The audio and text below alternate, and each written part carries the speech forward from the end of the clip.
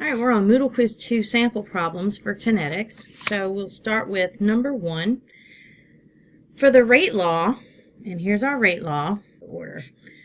By what factor will the rate increase if the concentration of A is increased by 6.09? And so we'll solve for if A is 6.09 and it'll be cubed, B is raised to the 0 power, so that doesn't change anything, and K is a constant. So basically, if I cube 6.09, then I'll get 225.9, and so increasing A by 6.09 is going to increase the rate by 6.09 cubed, which is 225.9, so letter A.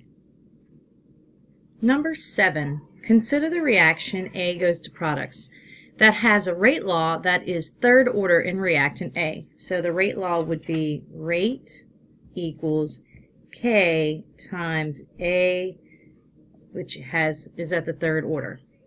What is the when the concentration of reactant A is tripled, the initial rate of the reaction will do what? So what will happen to the rate if A is tripled, say from 1 to 3, and then it's raised to the third order?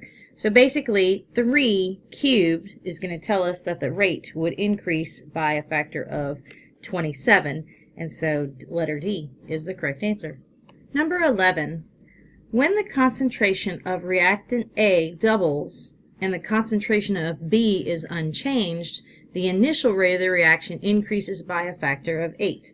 So when A is doubled, then the rate is raised by a factor of 8.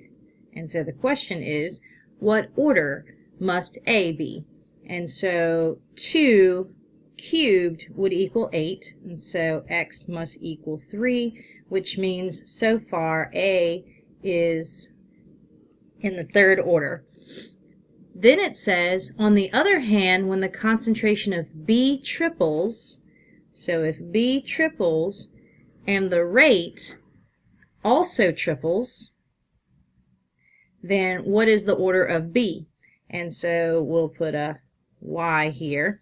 So 3 raised to the first power is going to equal 3, so the Y must equal 1, which means B is in the first order, and so the rate equation would look like this. Rate is equal to K times A cubed times B raised to the first power, and that's going to be letter B. Which entry in the table, this is number 17, correctly identifies the orders of reaction if the rate law is as follows? Note that BR2 is in the denominator. So I'm going to actually rewrite the rate law where the bromine is moved up to the numerator. So I have K times argon squared times bromine, and instead of the positive 1/2, to move it up to the numerator, it becomes the negative 1/2. So argon is second order, bromine is negative 1/2, and the overall order is going to be 2 plus negative 1/2, which is going to equal 1 and 1/2.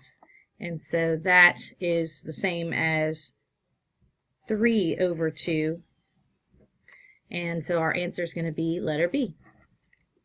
Number 23, find the rate law from the following experimental data. So first, we need to make sure that one of our variables is constant in order to find the order of the other. So I'm going to go ahead and hold hydrogen constant. So that would be use experiments 1 and 3 in order to determine the order of nitrogen monoxide. So I'm going to use experiments 1 and 3, and I'm going to go ahead and do experiment 1 divided by experiment 3 because I usually prefer the larger value divided by the smaller value. And so that's going to be 0.0250 divided by 0.0125, and that is raised to the nth order and is equal to the rate of experiment 1, 2.4 times 10 to the negative 5, divided by the rate of experiment 3, 6.0 times 10 to the negative 6. So when I divide these, I get 2 raised to the nth power is equal to 4. And so 2 squared would equal 4, and so n must be equal to 2. And so that's the order of nitrogen monoxide. Now, I'm going to go ahead and keep nitrogen monoxide constant, so that's experiments 1 and 2. And so I'll use experiments 1 and 2 in order to determine hydrogen's order. And so we'll go with experiment 1 over experiment 2.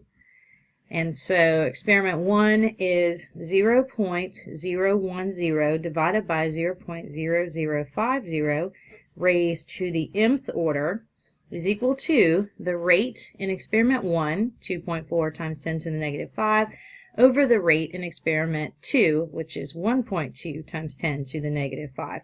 And so when you divide these two values, you get 2 raised to the mth order is equal to, and divide these two values, and I get 2.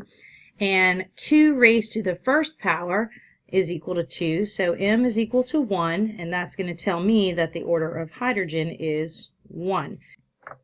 Now we need to determine the value of K, and so I'm going to use this information and go ahead and write a rate law expression.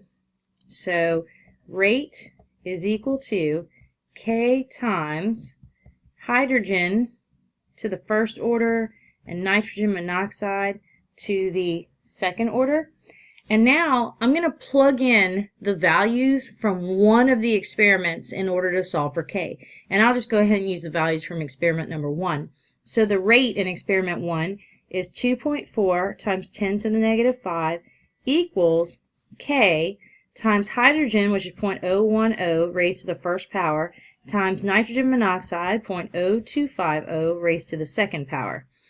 So when I do this math, multiply these values, divide 2.4 times 10 to the negative 5 by these values, I'm going to get a K equal to 3.84, and that's going to be seconds to the negative 1, molarity to the negative 2.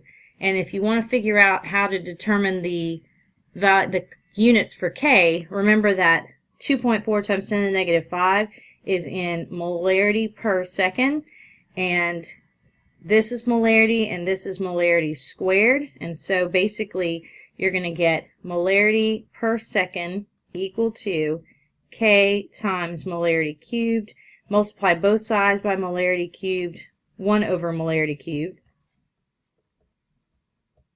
and then this molarity will cancel with one of these 3, leaving me 2. And then they're both in the denominator, and so I'm left with molarity to the negative 2 times seconds to the negative 1 is the units for K. Number 27, this reaction has an order of 1 for reactant A, so I'm going to use this to write my rate law. Rate equals K times A raised to the first power, and an order of 0 for reactant B. So here's reactant B raised to the 0 power. The observed rate of disappearance of A is 1.440 times 10 to the negative 3 when A has a concentration of 1.2 and B has a concentration of 3.02. So what I can do right away is use this information and fill in the rate A and B to solve for K. And so let's do that. We're going to find the constant for this rate law. So 1.440 times 10 to the negative 3 is, and that's molarity per second, equal to K times 1.2 molar. And I'm actually going to leave out B altogether because anything raised to the 0 power just equals 1, and so that really doesn't affect our rate law at all. So I'm going to divide both sides by 1.2 molar. And that's going to give me a rate constant of 1.2 times 10 to the negative 3. And so, and this is going to be seconds to the negative 1. Now that I know K, the question is, what is the initial rate of disappearance of A if A had a molarity of 4.5 and B has a molarity of 9.181?